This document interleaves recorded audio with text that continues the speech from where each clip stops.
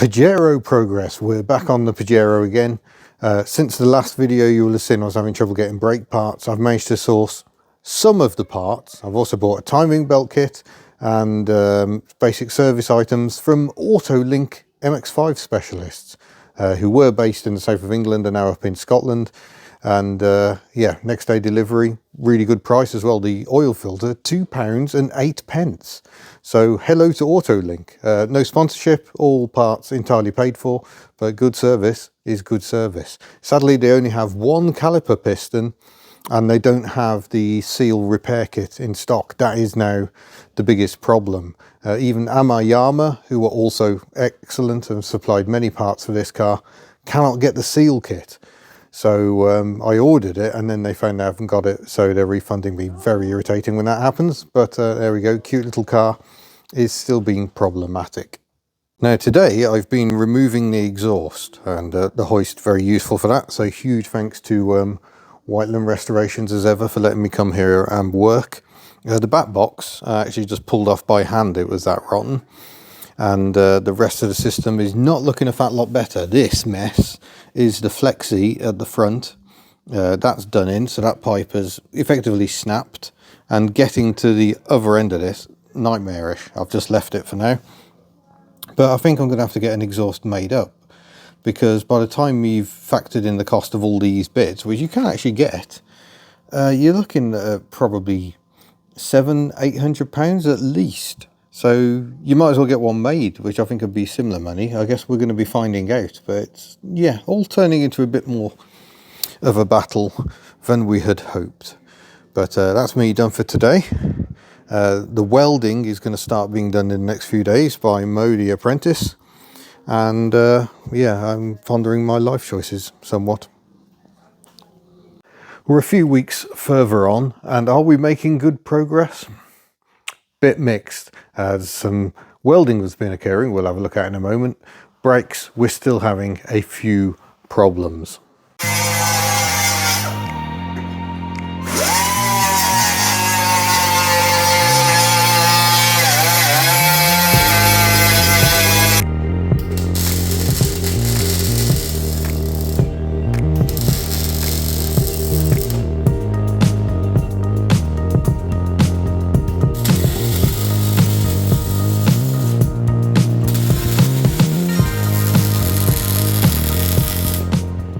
So in terms of brakes, I need to give a shout out to Big Red, not sponsored, paid for these parts, and also AutoLink MX5, who do lots of MX5 parts and conveniently do a bit for this as well. You see I have two caliper pistons now.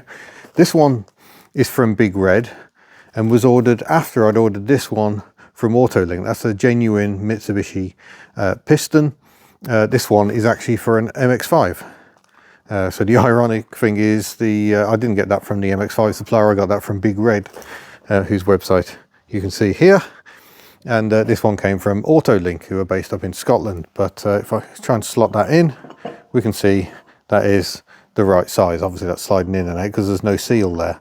I did order a seal kit. I'd already ordered it by the time Big Red got back to me. I think it's Tony, really helpful on the emails, and he looked at the Yama parts diagrams and reckoned we'd probably be all right with MX5 bits. So I've since gone back to Big Red. We've now ordered the seal kit. It's a 51 by 46 mil piston on these, which is the same as Mark 1 MX5. I don't know if the caliper is exactly the same.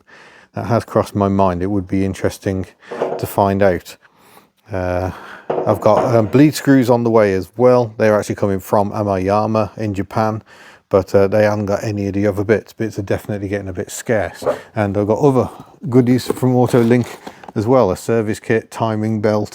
The dinkiest little oil filter is in there somewhere. We've got brake pads as well. I might just have a quick check of the brake pads actually. Indeed, we do seem to have found some crossover. So this is my old pad. If I pop it on the new pad, everything seems to line up fairly well. This one's a bit of a mess. I think there were signs that was seizing in the caliper, but definitely fits in there. Obviously there'll be hardware either side to hold that a bit more snugly, and it fits just as well as the old one did. So that looks like we should be all right for brake pads. So yeah, we're getting there. We're slowly acquiring all the parts. It looks like MX5 parts do fit the bill. So that's important information if you've got a Pajero Junior. So hopefully have that seal kit tomorrow. But let's focus on what has been happening in a positive way under here. Yes, the diff seal is leaking. I need to sort that out. It's the nose seal. Mo, the apprentice here, has welded up the sills. He's formed his own repair section and has welded that in. So that's a complete section, the full length of the sill. That's looking lovely. Primered, and then with some epoxy on the top of it by the look of it. This side he only had to patch this front section. That has been sorted out really nicely. So that's great. And he's just smeared a bit of seam sealer on that hole, which was, it's not really a hole, it's a break in the panel if it was there from factory. Maybe it's a drain. No, that looks more like a drain, doesn't it? But I still got some wire brushing to do, so I'm going to crack on with that today, as I can't progress the brakes. Need to sort out a diff seal, and yeah, keep on plugging on. So you don't really need to see me do any more wire brushing, but that's what I'm going to be about today. I'd like to get this video finished up though, so hopefully in the next one we'll finally get the brake system buttoned up. We need to have a look at the back brakes as well. Haven't even touched those yet, but the front brakes just means we can drive it around with a bit more security. At the moment we can only do it on the handbrake, and yeah, hopefully we can get this little project moving along some more.